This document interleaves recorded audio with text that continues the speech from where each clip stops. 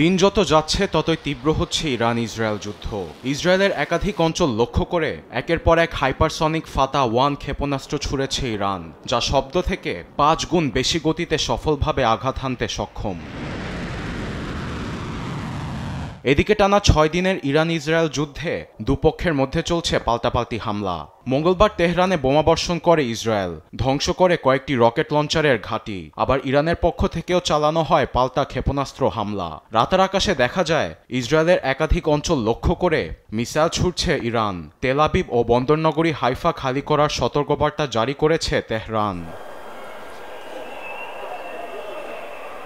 বিশ্বমানের থার্মিক্স রড, সালাম স্টিল থার্মিক্স, দেশের একমাত্র থার্মিক্স রড।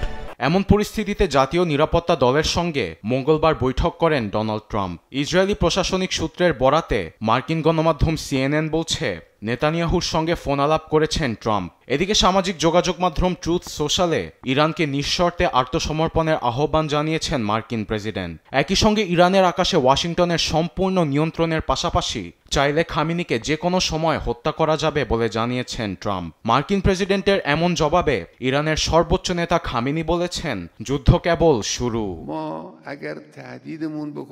আবার ইরান হামলায় ইসরায়েলের সঙ্গে সরাসরি জড়ানোর কথা ভাবছেন ট্রাম্প। এই বিষয়ে মার্কিন উচ্চপদস্থ কর্মকর্তারা বলেছেন, এতে ইরানের পারমাণবিক কর্মসূচি পুরোপুরি দমন করা যাবে।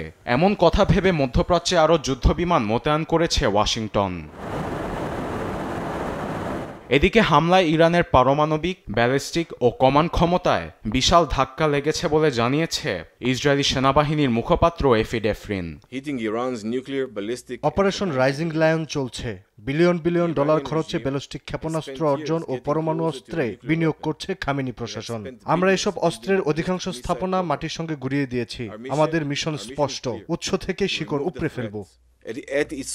এদিকে ইরান ইসরায়েল সংঘাত নিরসনে রাশিয়া মধ্যস্থতার হাত বাড়ালেও তা প্রত্যাখ্যান করেছে ইসরায়েল। এমন পরিস্থিতিতে সংঘাত আরও তীব্র হওয়ার আশঙ্কা দেখা দিয়েছে। আরবেদ আফসার, নিউজ ডেস্ক, দেশ টিভি।